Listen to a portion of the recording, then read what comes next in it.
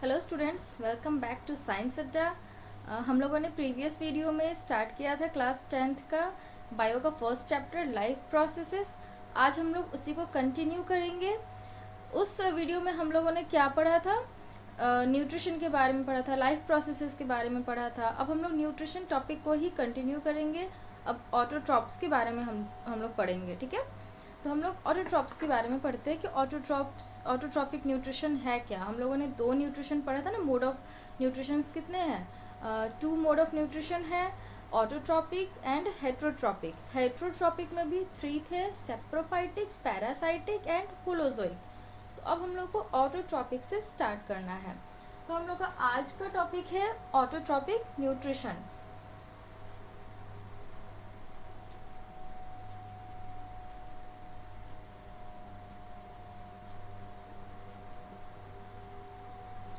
Autotrophic nutrition बोलने का मतलब क्या है कि ऐसा न्यूट्रिशन जिसमें कि जो ऑर्गेनिज्म है वो अपना फूड खुद बनाता है। ऐसे ऑर्गेनिज्म जो अपना फूड खुद बनाते हैं और न्यूट्रिशन गेन करते हैं, उन्हीं को बोलते हैं autotrophic organisms.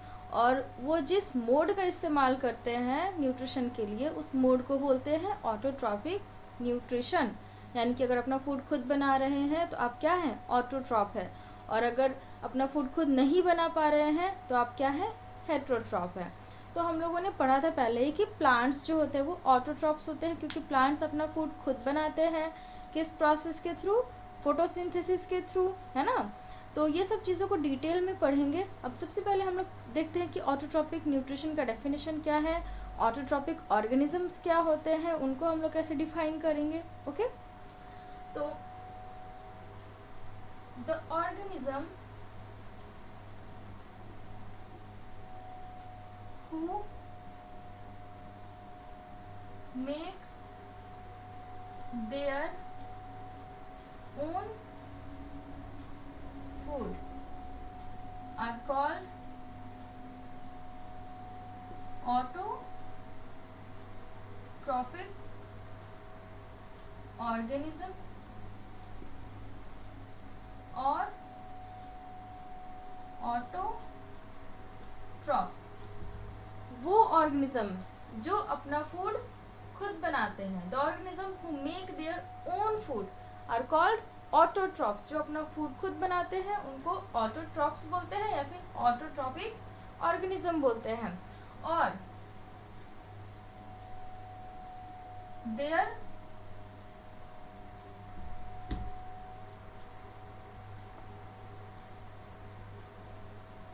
Mode of nutrition, their mode of nutrition, और उनके मोड ऑफ न्यूट्रिशन को क्या बोलेंगे? Autotrophic nutrition is called autotrophic nutrition.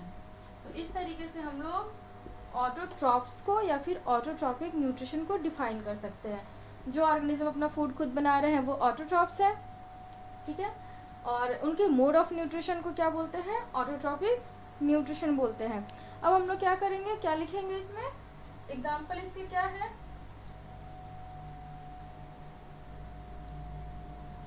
Autotrophic nutrition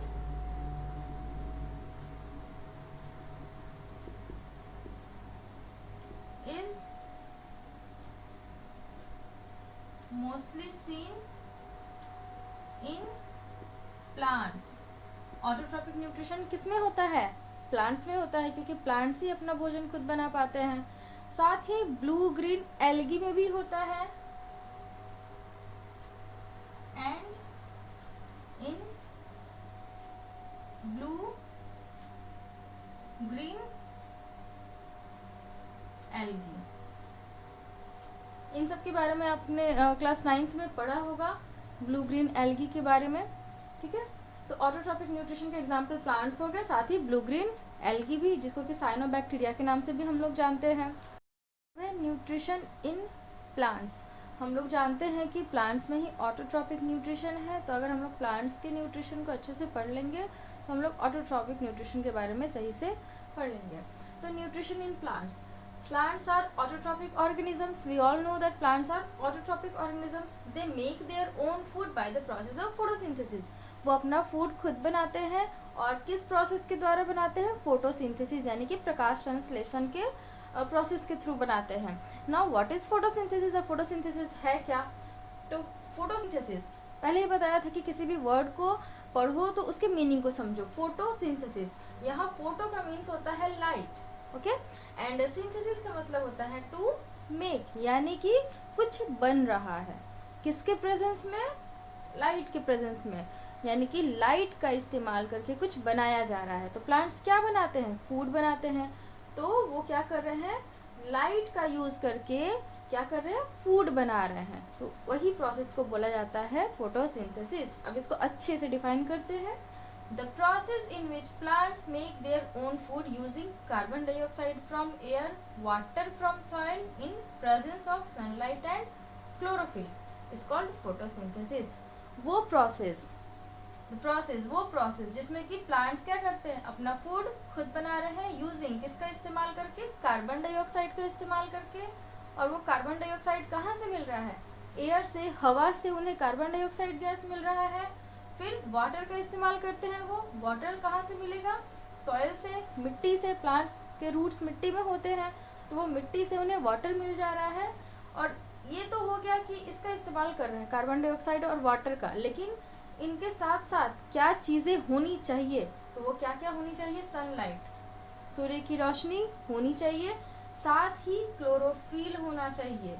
तभी ये फोटोसिंथेसिस का प्रोसेस कंप्लीट होता है. यानी कि वो प्रोसेस जिसमें कि प्लांट्स अपना भोजन खुद बनाते हैं कार्बन डाइऑक्साइड एंड वाटर का इस्तेमाल करके in presence of sunlight and chlorophyll और सनलाइट की उपस्थिति में. इसी प्रोसेस को बोला जाता है फोटोसिंथेसिस. अब बात यह है कि कार्बन डाइऑक्साइड कैसे मिल रहा है, वाटर कैसे मिल रहा है प्लांट को, है ना, ये क्लोरोफिल क्या है, ठीक है, और सनलाइट का इस्तेमाल कैसे हो रहा है, क्यों हो रहा है. तो इन सब चीज़ों के बारे में अभी हम लोग डिटेल में पढ़ते हैं. नेक्स्ट है कि फोटोसिंथेसिस के लिए क्या क्या ज़रूरी है, यानी कि रॉ मटेरियल्स कौन कौन से हैं फोटोसिंथेसिस प्रोसेस के लिए. तो फोटोसिंथेसिस प्रोसेस के raw materials carbon dioxide and water हैं. अब ये मिलते कहाँ से हैं प्लांट्स को, है ना. प्लांट्स के तो हाथ पैर है नहीं, हमें तो कुछ चाहिए होता है तो हम जाके उसे ले लेते हैं. बट प्लांट्स कैसे लेंगे? उनको कार्बन डाइऑक्साइड एंड वाटर चाहिए फूड बनाने के लिए. तो उनको ये सब कैसे मिलेगा? तो उनको ये मिलता है, कार्बन डाइऑक्साइड कहाँ से मिलता है? एयर से. एयर में बहुत सारे गैसेज है, उसमें कार्बन डाइऑक्साइड भी है, ठीक है. तो एयर से मिलता है, लेकिन इसमें हेल्प कौन करता है? तो स्टोमाटा. एयर से कार्बन डाइऑक्साइड को ट्रैप करने का काम कौन करता है? उसको लेने का काम कौन करता है? स्टोमाटा करता है. स्टोमाटा लीव्स में पाए जाते हैं. लीव्स में बहुत ही छोटे छोटे पोर्स होते हैं जिसको कि हम लोग छेद बोल सकते हैं, ठीक है. बहुत ही टाइनी पोर्स होते हैं जिनको स्टोमाटा बोला जाता है. और ये क्या करते हैं? गैसेस के एक्सचेंज में काम आते हैं. कार्बन डाइऑक्साइड को लेते हैं और जब फोटोसिंथेसिस का प्रोसेस हो जाता है तो उसके बाद ऑक्सीजन बनता है, तो उस ऑक्सीजन को फिर बाहर निकालने का काम करते हैं, ठीक है. उसके बारे में हम लोग डिटेल में स्टोमाटा का अच्छे से एक डिटेल में पूरा उस टॉपिक के ऊपर बता देंगे. अभी फ़िलहाल इतना याद रखो कि कार्बन डाइऑक्साइड गैस को एयर से प्लांट्स को लेने में कौन हेल्प करता है? तो वो स्टोमाटा हेल्प करता है, ओके. तो कार्बन डाइऑक्साइड तो मिल गया. अब है वाटर. वाटर कैसे मिलेगा? तो वाटर कहाँ पाया जाएगा? हवा में तो वाटर ऐसे उसके ड्रॉपलेट्स तो मिलेंगे नहीं, है ना. फ़िलहाल तो गर्मी के दिन में तो बिल्कुल नहीं मिलेंगे. तो वो मिट्टी में जो प्लांट्स के रूट्स होते हैं वो क्या करते हैं? मिट्टी से वाटर को एब्जॉर्ब कर लेते हैं, ठीक है. मिट्टी में जो वाटर है उसको एब्जॉर्ब करते हैं और फिर प्लांट्स और फिर जो जाइलम टिश्यूज़ है, तुम लोगों ने जाइलम और फ्लोएम के बारे में क्लास 9th में पढ़ा होगा. तो जो जाइलम है वो क्या करता है? उस वाटर को लीव्स तक पहुंचाने का काम करता है, ठीक है. क्योंकि फोटोसिंथेसिस प्रोसेस कहाँ होता है? तो वो लीव्स में ही कंप्लीट होता है. तो जितनी भी चीज़ें हैं वो लीव्स तक जानी चाहिए, कार्बन डाइऑक्साइड भी, वाटर भी. तो लीव्स में तो स्टोमाटा है. स्टोमाटा कहाँ रहता है? लीव्स में रहता है. तो वो एयर को लेकर के लीव को दे देता है, कार्बन डाइऑक्साइड को लेकर को लीव को दे देता है. लेकिन वाटर तो रूट से एब्जॉर्व कर रहा है ना, वो तो कैसे जाएंगे? तो वो उसमें जाइलम हेल्प करता है. जाइलम क्या करता है कि वाटर को रूट से कहाँ लेके जाता है? जो जाइलम है वो रूट्स से वो लीव्स तक पहुंचाने का काम करता है, ठीक है। और वाटर के साथ साथ बहुत सारे मिनरल्स भी जो वाटर में प्रेजेंट होते हैं वो भी वाटर के साथ साथ प्लांट के बॉडी में चले जाते हैं। तो प्लांट को दोनों चीज़ मिल गई, दोनों रॉ मटेरियल्स मिल गए, कार्बन डाइऑक्साइड भी एंड वाटर भी। और साथ ही प्लांट को और क्या चाहिए, तो सनलाइट चाहिए। तो सनलाइट तो सूर्य से मिल ही रहा है, और साथ ही क्लोरोफिल भी होना चाहिए प्लांट में, ओके, तभी फोटोसिंथेसिस होता है। Chlorophyll is required for the photosynthesis as it traps the sunlight. Chlorophyll चाहिए, लेकिन उसका काम क्या है प्लांट की बॉडी में, फोटोसिंथेसिस में आखिर वो कर क्या रहा है।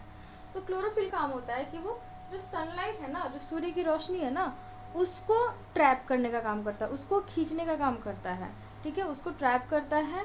और ये भी क्लोरोफिल भी कहाँ पाया जाता है, लीव्स में पाया जाता है। लीव्स में क्लोरोप्लास्ट होते हैं, क्लोरोप्लास्ट के अंदर क्लोरोफिल होता है, ठीक है। Chlorophyll is the green colour pigment. ये किस कलर का पिगमेंट होता है, ग्रीन कलर का पिगमेंट होता है, जो कि कहाँ प्रेजेंट होता है, क्लोरोप्लास्ट में। और ये क्लोरोप्लास्ट कहाँ पाया जाता है, तो लीव्स में, पत्तियों में क्लोरोप्लास्ट पाया जाता है। यहाँ पे मैंने क्लोरोप्लास्ट का डायग्राम बना दिया है ताकि ज़्यादा अच्छे से समझ में आए। क्लोरोप्लास्ट का डायग्राम, इसमें सारे पार्ट्स इसके शो कर दिए हैं मैंने, कौन कौन से पार्ट्स होते हैं इसके। क्लोरोप्लास्ट सिर्फ और सिर्फ प्लांट्स में पाया जाता है, ठीक है, ग्रीन प्लांट्स में। और देखो यहाँ पे ये डबल मेम्ब्रेनस ऑर्गेनेल है, ठीक है, ग्रीन प्लांट्स के सेल्स में पाया जाता है क्लोरोप्लास्ट। और ये डबल मेम्ब्रेन, देखो इसमें दो मेम्ब्रेन्स है ना, ये इनर मेम्ब्रेन हो गया अंदर वाला, और ये आउटर मेम्ब्रेन हो गया, यानी कि डबल मेम्ब्रेनस सेल ऑर्गेनेल है ये। साथ ही इसमें डिस्क लाइक के स्ट्रक्चर्स दिखाई दे रहे हैं ना, ये डिस्क टाइप के स्ट्रक्चर्स, तो उन्हें क्या बोलते हैं, सिंगल वाले को अगर एक डिस्क की बात करें हम लोग तो उसे बोलते हैं थाइलाकॉइड, ओके, एक डिस्क की बात करें तो थाइलाकॉइड। वैसे ही बहुत सारे डिस्क एक दूसरे के ऊपर अरेंज्ड रहते हैं, ठीक है, तो उन्हें बोलते हैं, ये सबको मिला के क्या बोलेंगे, ग्रैनम। जब बहुत सारे थाइलाकॉइड्स एक साथ एक दूसरे के ऊपर अटैच्ड है तो उनको साथ में मिला के हम लोग बोलते हैं granum, stack of thylakoid, okay. और ये जो अंदर वाला पार्ट है इसमें क्या रहता है, लिक्विड रहता है, इसको बोलते हैं स्ट्रोमा, ओके। तो ये हो गया stroma, the liquid part of the chloroplast, and granum the stack of thylakoid, and the disc like structure in the chloroplast is called thylakoid, and outer membrane and inner membrane, ये है chloroplast का structure. अब chloroplast क्या contain करता है, chlorophyll, और chlorophyll का काम क्या है, सनलाइट को ट्रैप करना, उसको खींचना और पत्तियों को, लीव्स को देना। अब है स्टोमाटा। स्टोमाटा के बारे में पहले ही बताया कि स्टोमाटा किस चीज़ में हेल्प करते हैं, तो कार्बन डाइऑक्साइड को एयर से ट्रैप करते हैं और लीव्स को प्रोवाइड करते हैं। स्टोमाटा कहाँ पाए जाते हैं, तो लीव्स में पाए जाते हैं, पत्तियों में पाए जाते हैं, ओके। अब स्टोमाटा आखिर है क्या, stomata, the tiny pores found on the leaves are called stomata. Stomata में बहुत ही छोटे छोटे पोर्स होते हैं, बहुत ही छोटे छोटे छेद होते हैं, जिनको कि हम लोग स्टोमाटा के नाम से जानते हैं। और स्टोमाटा किस चीज़ में हेल्प करता है, इसका काम क्या है, इसको हम लोग फंक्शन भी बोल सकते हैं। फंक्शन क्या है इसका, स्टोमाटा का, स्टोमाटा क्या करता है, गैसियस एक्सचेंज में हेल्प करता है, यानी कि गैसेस के एक्सचेंज में ये क्या करता है कि कार्बन डाइऑक्साइड को एयर से लेता है और फोटोसिंथेसिस होता है, उसके बाद कार्बन डाइऑक्साइड को लिया, एयर से लीव्स को दिया, लीव्स में फोटोसिंथेसिस हुआ, फिर क्या बना, फूड बना और ऑक्सीजन बनता है, ठीक है। तो ऑक्सीजन जो बना उसको फिर वो क्या करता है स्टोमाटा, फिर वो बाहर निकाल देता है, एयर में दे देता है, यानी कि एयर से कार्बन डाइऑक्साइड ले रहा तो उसको वापस भी कुछ दे रहा है, और क्या दे रहा है, तो ऑक्सीजन गैस दे रहा है, यानी कि ये गैसेस का एक्सचेंज कर रहा है, ठीक है, एयर से ये गैसेस का एक्सचेंज कर रहा है। तो stomata helps in the gaseous exchange, यानी कि exchange of CO2 and O2, carbon dioxide and oxygen. और क्या आगे करता है, ये बहुत ही ज़्यादा मात्रा में वाटर को लूज़ करता है, वाटर को, जो भी वाटर जिसका यूज़ नहीं है अब प्लांट को, एक्स्ट्रा वाटर को क्या करता है, ये लूज़ करता है by the process of transpiration, ठीक है। ट्रांसपीरेशन समझते हो ना, ट्रांसपीरेशन क्या है, वाटर का गर्म होके वाटर वेपर में चेंज हो जाना, है ना, उसी को बोलते हैं ट्रांसपीरेशन। तो प्लांट्स में जो लीव्स है, सनलाइट पड़ता है, गर्मी के कारण क्या होता है, लीव्स में जो वाटर है वो गर्म होकर के वाटर वेपर में चेंज हो जाती है और वो स्टोमाटा के थ्रू लीव्स से बाहर निकल जाती है। तो स्टोमाटा के थ्रू वाटर का लॉस भी होता है। ओके, तो ये इसमें भी हेल्प करती है कि अगर एक्सेस वाटर है, एक्स्ट्रा अमाउंट ऑफ वाटर है, तो वो ट्रांसपिरेशन प्रोसेस के थ्रू जो एक्स्ट्रा अमाउंट ऑफ वाटर है वो वाटर वेपर में चेंज होकर के स्टोमाटा के थ्रू निकल जाएगा लिव्स से बाहर। तो ये इसके फंक्शंस हो गए। अब स्टोमाटा का स्ट्रक्चर ऐसा होता है, ठीक है। स्टोमाटा का स्ट्रक्चर कैसा होता है, ये है स्टोमाटा का स्ट्रक्चर। यहाँ पे मैंने लिखा है open stomata and close stomata. तो open stomata and closed stomata बोलने से मतलब क्या है कि पहले इसका स्ट्रक्चर समझा देते हैं, उसके बाद समझाते हैं ओपन स्टोमाटा क्या है, क्लोज्ड स्टोमाटा क्या है। यहाँ पे now this is the structure of stomata. Stomata का स्ट्रक्चर है ये। स्टोमाटा इस टाइप का देखने में लगता है। इसमें 2 सेल्स होते हैं, बीन शेप्ड सेल्स होते हैं, ठीक है, जिनको कि क्या बोलते हैं, गार्ड सेल। ये एक गार्ड सेल, ये एक guard cell. Okay, guard cell है तो ऑब्वियसली न्यूक्लियस तो होगा ही, है ना। तो ये न्यूक्लियस है। यहाँ पे 2 बीन शेप्ड गार्ड सेल्स होते हैं और जिसके अंदर न्यूक्लियस है, और ये जो छोटे छोटे गोल गोल स्ट्रक्चर्स दिख रहे हैं उससे क्या दिखाया गया है, क्लोरोप्लास्ट। सेल, इस सेल के अंदर, गार्ड सेल्स के अंदर क्या है, क्लोरोप्लास्ट है। अब है कि गार्ड सेल्स के किनारे किनारे क्या होते हैं, बहुत सारे सब्सिडियरी सेल्स होते हैं। ये जो दिख रहे हैं ये सारे क्या है, सब्सिडियरी सेल्स है। ये सारे सब्सिडियरी सेल्स हैं। तो ये गार्ड सेल्स का हो गया। सब्सिडियरी सेल क्या है, हो गया। क्लोरोप्लास्ट के बारे में हो गया। न्यूक्लियस क्या है, हो गया। अब है स्टोमेटल पोर। ये जो गार्ड सेल्स है इन्हीं के बीच में क्या होता है, पोर होता है, छेद होता है, जिसको कि स्टोमेटल पोर बोलते हैं। ये पूरा को क्या बोलेंगे, स्टोमेटा बोलेंगे। और स्टोमेटा का जो पोर है, स्टोमेटा का जो पोर है, जो छेद है, उसको बोलते हैं स्टोमेटल पोर। ओके, अब देखो यहाँ पे स्टोमेटल पोर हम लोगों को दिख रहा है ना, मतलब कि वो क्या है, ओपन है, खुला हुआ है। लेकिन इसमें क्या है कि ये यहाँ पे स्टोमेटल पोर नहीं दिख रहा है, यानी कि वो क्लोज्ड है। यहाँ पे जो गार्ड सेल्स है वो एक दूसरे से थोड़ा डिस्टेंस में है, यहाँ बीच में थोड़ा डिस्टेंस हो गया है, किनारे किनारे पे अटैच्ड है, और यहाँ पे बीच में क्या हो गया है, खाली हो गया है, होल बन गया है। लेकिन क्लोज्ड वाले में देखो ये एक दूसरे से पूरी तरीके से अटैच्ड हो गए हैं, ठीक है। तो अगर देखा जाए कि ये ओपन एंड क्लोज्ड स्टोमाटा किसके कारण होता है, तो वो गार्ड सेल्स के कारण होता है। वही रिस्पॉन्सिबल होते हैं, क्योंकि वो जब एक दूसरे से अलग रहते हैं, दूर जाते हैं, तो स्टोमाटा क्या हो जाता है, ओपन होता है, यानी कि हम लोग को स्टोमेटल पोर देखने को मिलता है। लेकिन अगर ये क्या बोलते हैं, क्लोज्ड रहते हैं, तो स्टोमाटा भी क्या रहता है, क्लोज्ड रहता है।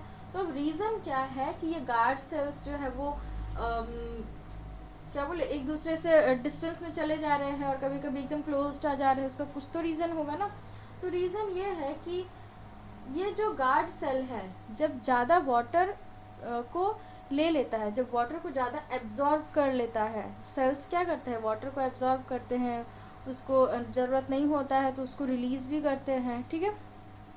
तो ये जो गार्ड सेल है ये क्या करता है, जब वाटर बहुत ज़्यादा हो जाता है और तो वो उसको क्या करता है, एब्जॉर्ब कर लेता है, तो वो फूल जाता है। मान लो जैसे कि ये 2 गार्ड सेल्स हो गए, ठीक है, ये एक गार्ड सेल है, ये एक गार्ड सेल है, ये 2 गार्ड सेल्स है।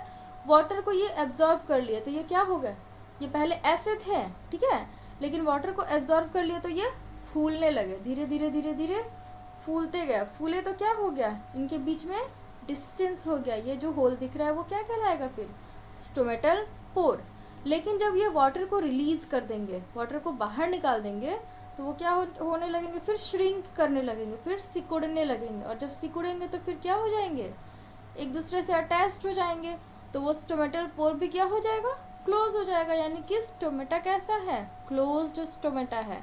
और अगर वाटर फिर से ले लिए तो फिर स्वेल अप हो जाएंगे, फिर से स्वेल हो जाएंगे, फिर से फूल जाएंगे, तो फिर स्टोमेटल पोर दिखेगा। फिर वाटर को रिलीज़ कर देंगे तो फिर वो क्लोज्ड हो जाएंगे। तो इस तरीके से सब्सिडियरी सेल्स के कारण स्टोमेटा ओपन या फिर क्लोज्ड होता है। ओके, अब है कि स्टोमेटा कब ओपन होगा कब क्लोज होगा, तो ये डिपेंड करेगा कि कंडीशन पे डिपेंड करेगा। अगर गैसियस एक्सचेंज करना होगा, कार्बन डाइऑक्साइड रिलीज करना हो कार्बन डाइऑक्साइड को लेना होगा, तो स्टोमेटल पोर ओपन हो जाएंगे ताकि जो कार्बन डाइऑक्साइड है वो स्टोमेटा के थ्रू लिप्स के अंदर जा सके।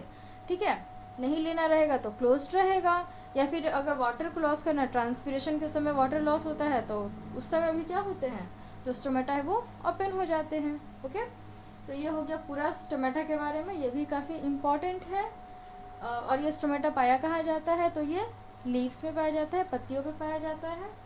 ओके, नेक्स्ट है कि फोटोसिंथेसिस के कौन कौन से इवेंट्स हैं, कौन कौन से स्टेप्स है जिसमें कि फोटोसिंथेसिस कंप्लीट होता है। तो फोटोसिंथेसिस के मेनली 3 स्टेप्स है, जिसमें कि ये 3 स्टेप्स के बाद फोटोसिंथेसिस का प्रोसेस कंप्लीट होता है। तो फर्स्ट स्टेप क्या है, conversion of solar energy into chemical energy. जो सोलर एनर्जी है यानी कि जो सन लाइट एनर्जी है, क्लोरोफिल लीव्स में जो क्लोरोफिल प्रेजेंट है वो क्या करते हैं, सनलाइट को ट्रैप करते हैं, यानी कि लाइट एनर्जी मिल जाता है प्लांट को। अब वो लाइट एनर्जी है सबसे पहले किस में चेंज होता है, केमिकल एनर्जी में उसका कन्वर्जन होता है, वो केमिकल एनर्जी में कन्वर्ट हो जाता है। ओके, उसके बाद क्या होता है, जो वाटर मॉलिक्यूल्स है सेकंड स्टेप में, जो वाटर मॉलिक्यूल्स है जिसको कि प्लांट्स के रूट्स ने एब्जॉर्ब किया था, वो वाटर मॉलिक्यूल्स ब्रेक हो जाते हैं किसमें, H2 एंड O2 में, हाइड्रोजन एंड ऑक्सीजन में। यहाँ पे वाटर मॉलिक्यूल्स का ऑक्सीडेशन होता है। ऑक्सीडेशन बोलने का मतलब है कि वो इलेक्ट्रॉन्स को लूज करते हैं। ठीक है, तो वाटर मॉलिक्यूल्स ऑक्सीडाइज हो जाते हैं और ब्रेक होकर के क्या बनाते हैं, H2 एंड O2। यहाँ से हम लोगों को ऑक्सीजन मिल गया। ठीक है, जो फोटोसिंथेसिस प्रोसेस के बाद ऑक्सीजन बनता है ना, तो वो ऑक्सीजन हम लोगों को मिल गया। अब थर्ड स्टेप है रिडक्शन ऑफ कार्बोहाइड्रेट। जो कार्बोहाइड्रेट है उसका रिडक्शन होता है, यानी कि वो रिड्यूस होता है। ठीक है ना, रिड्यूस बोलने का मतलब है कि जो कार्बोहाइड्रेट्स है वो इलेक्ट्रॉन्स को गेन करते हैं, उनको इलेक्ट्रॉन्स मिलता है और गेन करने के बाद उनका रिडक्शन होता है, तो फिर क्या बनता है, कार्बोहाइड्रेट। ठीक है, तो थर्ड स्टेप में कार्बन डाइऑक्साइड का रिडक्शन हुआ और क्या बना, कार्बोहाइड्रेट, यानी कि फूड। ठीक है, तो फर्स्ट स्टेप में लाइट एनर्जी यानी कि सोलर एनर्जी केमिकल एनर्जी में चेंज होगा। वेरी इजी, बहुत इजी है ये तीनों स्टेप्स याद रखना, लेकिन इंपॉर्टेंट भी है। ओके, तो फर्स्ट क्या था, लाइट एनर्जी का किस में चेंज हो जाना, केमिकल एनर्जी में। सेकंड में वाटर मॉलिक्यूल्स ब्रेक होंगे और किस में चेंज हो जाएंगे, हाइड्रोजन एंड ऑक्सीजन में। उसके बाद जो कार्बन डाइऑक्साइड है उसका रिडक्शन होगा। ठीक है, और वो फिर क्या बन जाएगा, कार्बन डाइऑक्साइड से फिर क्या बनेगा, कार्बोहाइड्रेट। तो हम लोगों को यहाँ से ऑक्सीजन और फूड दोनों मिल गया, कार्बोहाइड्रेट मिल गया, यानी कि फोटोसिंथेसिस का प्रोसेस कंप्लीट हो गया। Okay, next, now the significance of photosynthesis. Photosynthesis का महत्व क्या है। ओके, फर्स्ट है solar energy is utilised by plants for photosynthesis and made available for living beings. Photosynthesis process में सोलर एनर्जी को यूटिलाइज किया जाता है, उसका इस्तेमाल किया जाता है। और क्या किया जाता है, फोटोसिंथेसिस के प्रोसेस में उसका इस्तेमाल किया जाता है। ठीक है, इस तरीके से सोलर एनर्जी जो है वो लिविंग बीइंग्स के लिए अवेलेबल हो जाता है, क्योंकि लिविंग बीइंग्स क्या करते हैं, फिर उस प्लांट को खाते हैं। ठीक है ना, तो वो एक तरीके से वो एनर्जी प्लांट्स से लिविंग बीइंग्स में भी ट्रांसफर होता है। Green plants are producers, so all the animals directly और indirectly depend on plants. Green plants क्या है, प्रोड्यूसर्स है, क्योंकि वो अपना फूड खुद बना रहे, that is why they are called producers. Okay, तो जितने भी एनिमल्स हैं अर्थ पे वो डायरेक्टली या फिर इनडायरेक्टली प्लांट्स पे डिपेंडेंट होते हैं, क्योंकि पूरे अर्थ में सिर्फ प्लांट्स ही है जो प्रोड्यूसर्स है, जो कि अपना फूड खुद बना सकते हैं। तो डायरेक्टली हो या इनडायरेक्टली हो, हर एनिमल जो है, जितने भी एनिमल्स है वो प्लांट्स पे डिपेंडेंट होते हैं। ये भी एक सिग्निफिकेंस है फोटोसिंथेसिस का। उसके बाद है ऑक्सीजन। जैसे कि हम सब जानते हैं कि फोटोसिंथेसिस प्रोसेस में बाई प्रोडक्ट क्या निकलता है, ऑक्सीजन निकलता है। फोटोसिंथेसिस प्रोसेस में ऑक्सीजन निकलता है, जो कि अर्थ पे अगर लाइफ चाहिए तो उसके लिए इम्पोर्टेंट है। बिना ऑक्सीजन के यहाँ पे और जो एनिमल्स है, ह्यूमंस है या फिर प्लांट्स भी क्या मतलब कि सरवाइव नहीं कर पाएंगे। तो लाइफ अगर अर्थ पे चाहिए तो ऑक्सीजन गैस चाहिए, और वो हमें कहाँ से मिलता है, तो वो हमें प्लांट्स से मिलता है। ओके, सॉरी, फोटोसिंथेसिस प्रोसेस के थ्रू वो हमें मिलता है प्लांट्स से। नेक्स्ट है balance of CO2 and O2 in air is maintained by photosynthesis. Air में, हवा में ऑक्सीजन एंड कार्बन डाइऑक्साइड का जो बैलेंस है उसको मेंटेन करने का काम कौन करता है, फोटोसिंथेसिस। कैसे, क्योंकि वो हवा से कार्बन डाइऑक्साइड को लेता है और ऑक्सीजन गैस को फिर रिलीज करता है। अगर ऐसा नहीं होगा तो हवा में बहुत ज्यादा सिर्फ और सिर्फ कार्बन डाइऑक्साइड ही एब्जॉर्ब होते रहेगा, तो क्या हो जाएगा, कार्बन डाइऑक्साइड गैस एयर में बहुत ही कम हो जाएगा। अगर मतलब कि सिर्फ कार्बन डाइऑक्साइड का ही एब्जॉर्प्शन हो तो, या फिर ऑक्सीजन, अगर मान लो कि ऑक्सीजन प्रोड्यूस नहीं करेगा, फोटोसिंथेसिस नहीं होगा प्लांट्स में, ठीक है, तो प्लांट्स में अगर फोटोसिंथेसिस नहीं होगा यानी कि ऑक्सीजन गैस नहीं बन रहा है, और एनिमल्स जो है उनको ऑक्सीजन तो चाहिए ही चाहिए जीवित रहने के लिए, तो क्या होगा, एक टाइम ऐसा आएगा जब पूरे एटमॉस्फेयर से ऑक्सीजन गैस खत्म हो जाएगा, ठीक है, तो इस तरीके से बैलेंस बिगड़ जाएगा, तो ऑक्सीजन गैस एटमॉस्फेयर में बचेगा ही नहीं। तो फोटोसिंथेसिस के थ्रू क्या होता है कि जो बैलेंस है कार्बन डाइऑक्साइड एंड ऑक्सीजन का वो एयर में मेंटेन रहता है, वो लेता है कार्बन डाइऑक्साइड गैस को और बदले में ऑक्सीजन गैस रिलीज करता है, ठीक है, और फिर क्या होता है कि उसी ऑक्सीजन गैस को एनिमल्स लेते हैं और कार्बन डाइऑक्साइड गैस रिलीज करते हैं। इस तरीके से जो बैलेंस है वो बना हुआ रहता है। तो ये पूरा था सिग्निफिकेंस ऑफ फोटोसिंथेसिस। अब यहाँ पे जो ऑटोट्रॉपिक टॉपिक है, ऑटोट्रॉपिक न्यूट्रिशन का, वो कंप्लीट होता है। इसमें हम लोगों ने क्या क्या पढ़ा, सबसे पहले तो हम लोगों ने पढ़ा कि ऑटोट्रॉपिक न्यूट्रिशन किस में होता है, तो वो प्लांट्स में होता है। फिर प्लांट्स में कैसे होता है, तो वो प्लांट्स अपना फूड खुद बनाते हैं, किस प्रोसेस से, फोटोसिंथेसिस के प्रोसेस से। फिर फोटोसिंथेसिस के बारे में हम लोगों ने पढ़ा कि ये फोटोसिंथेसिस का प्रोसेस है क्या, इसके रॉ मटेरियल्स क्या है, मतलब कि इसके लिए क्या क्या चाहिए, क्या क्या चीजें जरूरी है। फिर जो चीजें जरूरी है वो मिलती कहाँ से है, और उसी में हम लोगों ने स्टोमाटा के बारे में पढ़ा, क्लोरोप्लास्ट के बारे में पढ़ा, ठीक है। उसके बाद हम लोगों ने क्या पढ़ा, फिर इक्वेशन पढ़ा फोटोसिंथेसिस का, कि इसका इक्वेशन हम लोग कैसे लिखेंगे। फिर डायग्राम के थ्रू भी हम लोगों ने समझा, और साथ ही फिर हम लोगों ने क्या पढ़ा, फोटोसिंथेसिस का सिग्निफिकेंस हम लोग पढ़ रहे हैं अभी, है ना। फोटोसिंथेसिस का सिग्निफिकेंस भी कंप्लीट हो गया। चलो फिर स्टेप्स हम लोगों ने पढ़ा ना, फोटोसिंथेसिस के कौन कौन से इवेंट्स होते हैं और कौन कौन से स्टेप्स होता है फोटोसिंथेसिस में। तो वो 3 स्टेप्स हम लोगों ने पढ़ा, conversion of light energy into chemical energy, then water molecules are broken down into O2 and H2, hydrogen and oxygen में टूट जाते हैं वाटर मॉलिक्यूल्स का, ऑक्सीडेशन होता है। फिर थर्ड स्टेप में कार्बन डाइऑक्साइड का रिडक्शन होता है, और रिडक्शन के बाद कार्बोहाइड्रेट में वो चेंज हो जाता है। ये 3 स्टेप्स थे। तो अब ये ऑटोट्रॉपिक टॉपिक जो है वो कंप्लीट। अब हम लोग नेक्स्ट क्लास में हेट्रोट्रॉपिक के बारे में कंटिन्यू करेंगे। Bye and take care.